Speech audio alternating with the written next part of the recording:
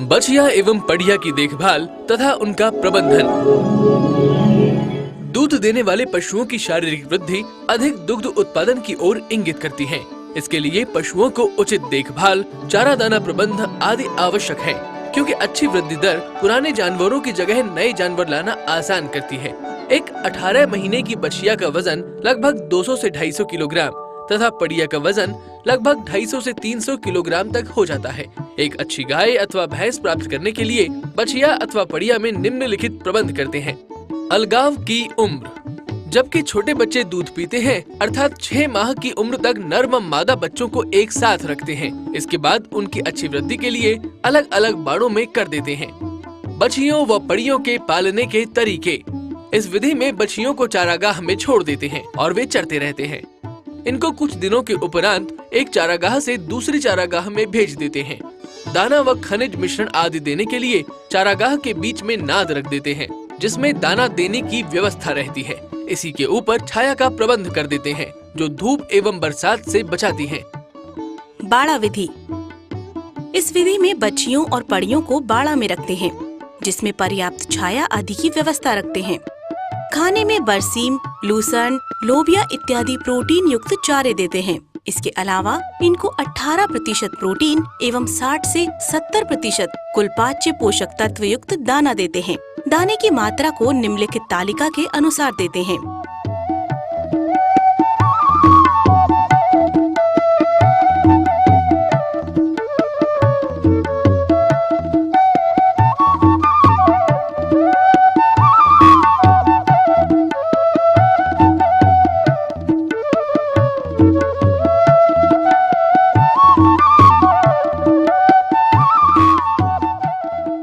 दाना बनाने के लिए चोकर 50%, अनाज 20%, खली 27%, नमक 1%, खड़िया 1% एवं खनिज मिश्रण 1% के हिसाब से मिलाकर तैयार करना चाहिए। Steaming up.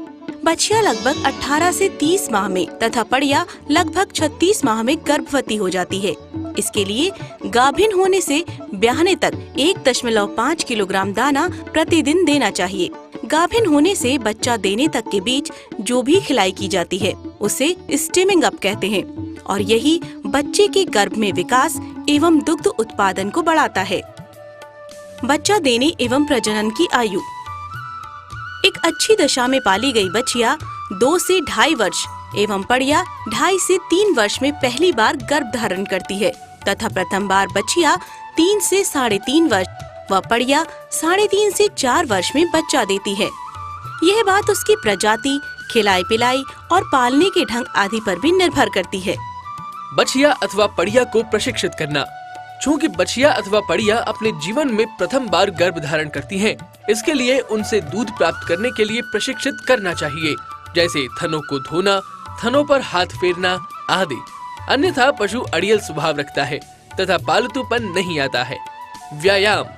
जब बछिया अथवा पड़िया को चारागाह विधि से पालते हैं तो उनको किसी तरह के व्यायाम की आवश्यकता नहीं होती, परंतु यदि बाड़ा विधि से पालते हैं तो पशु की अच्छी भूख तथा पाचन दुरुस्त रखने के लिए थोड़ा व्यायाम आवश्यक है। इसके लिए बाड़े में थोड़ा खुला स्थान छोड़ना चाहिए, जिससे बछिया या पड़िया आसानी से घूम फिर सके। परजीवियों का नियंत्रण। बछिया अथवा पड़िया को 2 तरह के परजीवी नुकसान पहुंचाते हैं।